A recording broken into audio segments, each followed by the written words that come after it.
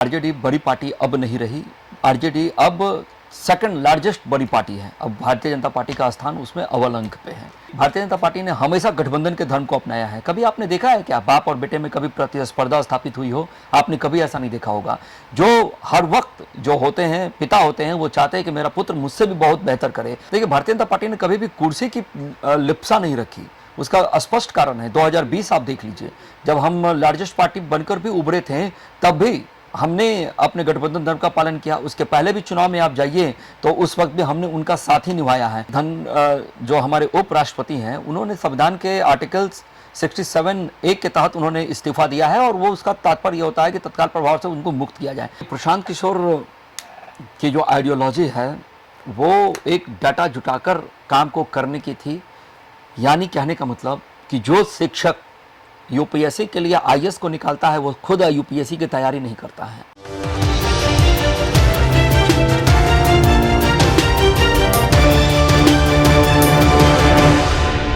नमस्कार, आप देख रहे हैं मंथन टुडे। मैं हूं आपके साथ अंशु गोस्वामी। अभी हमारे साथ हैं भारतीय जनता पार्टी युवा मोर्चा के प्रदेश प्रवक्ता राहुल आनंद। बहुत बहुत स्वागत है आपका। नमस्ते जी, जिस तरीके से चुनाव करीब आ रहे हैं, बीजेपी की वो क्या रणनीतियां हैं जिस पर?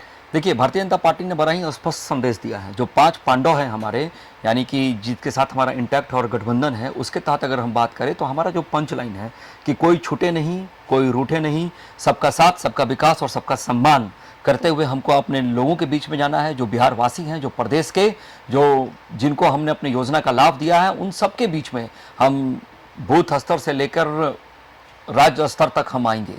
तो आपने कहा कि बूथ स्तर से लेकर राज्य स्तर तक आ पाएंगे, लेकिन बिहार में ये बड़ा ही एक चैलेंजिंग अगर कहे तो आप लोगों के लिए। देखिए, सबसे पहले बात यह है अंशु जी कि आरजेडी बड़ी पार्टी अब नहीं रही। आरजेडी अब सेकंड लार्जेस्ट बड़ी पार्टी है। अब भारतीय जनता पार्टी का स्थान उसमें अव्वल अंक पे है। बिहार की मैं बात कर रही हूँ, बिहार में तो नहीं है। बिहार में बीजेपी भले ही केंद्र में एक अपना बड़ा स्थान रखती हो, लेकिन बिहार में तो बड़ा कद नहीं है बीजेपी का। उपचुनाव में सीटें बढ़ी हैं। और जहां तक आप कद की बातें करती हैं, मैं आपको बता देना चाहता हूं कि भारतीय जनता पार्टी ने हमेशा गठबंधन के धर्म को अपनाया है। कभी आपने देखा है क्या बाप और बेटे में कभी प्रतिस्पर्धा स्थापित हुई हो? आपने कभी ऐसा नहीं देखा होगा।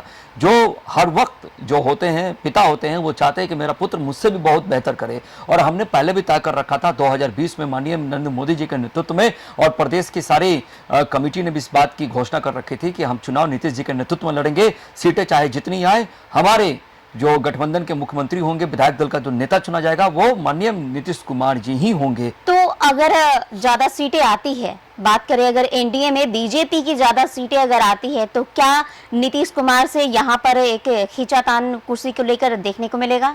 देखिए, भारतीय जनता पार्टी ने कभी भी कुर्सी की लिप्सा नहीं रखी। उसका स्पष्ट कारण है 2020 आप देख लीजिए, जब हम लार्जेस्ट पार्टी बनकर भी उभरे थे, तब भी हमने अपने गठबंधन धर्म का पालन किया। एक टैग बीजेपी को मिलते जा रहा है कि अगर जहां पर बीजेपी अपने आप को स्थापित करना चाहती है, वहां पर बीजेपी का ही वहां पर एक राजनीतिक रौब दिखने लगता है।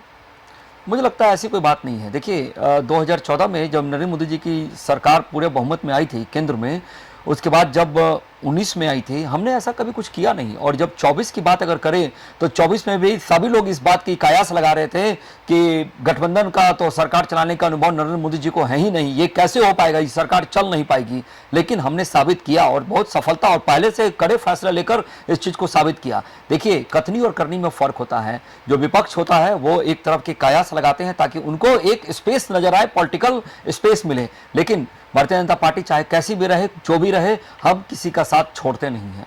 लेकिन यहाँ पर तो अगर बात करें उपराष्ट्रपति जगदीप धनखड़ का साथ बहुत जल्दी बीजेपी छोड़ दी, ऐसा क्यों? क्यों उन्हें इस्तीफा देना पड़ा? देखिए, जो हमारे उपराष्ट्रपति हैं, उन्होंने संविधान के आर्टिकल्स 67(a) के तहत उन्होंने इस्तीफा दिया है और वो उसका तात्पर्य ये होता है कि तत्काल प्रभाव से उनको मुक्त किया जाए।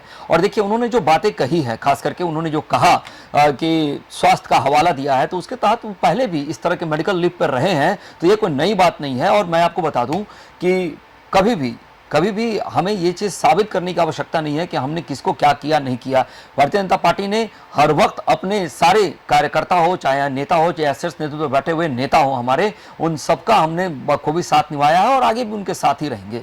आपने अगर बात करें मेडिकल का हवाला दिया, चर्चा का विषय तो फिलहाल ये अभी हर ओर है। अगर बात करें अंदर की खबर ये भी कि उपराष्ट्रपति जगदीप धनखड़ की अगर बात करें गरिमा की, उनके पद की, सम्मान वहां पर नहीं किया गया। अगर देखिए वो क्लिप भी सामने है, जेपी नड्डा जो कह रहे हैं जो हम बोलेंगे वही रिकॉर्ड किया जाएगा। इतना ज्यादा उन्हें ज्यादा आत्मघात यहाँ पर चोट लगा, ज्यादातर अगर बात करें आत्मसम्मान की, इसलिए कहा जा रहा है कि उन्होंने इस्तीफा दे दिया।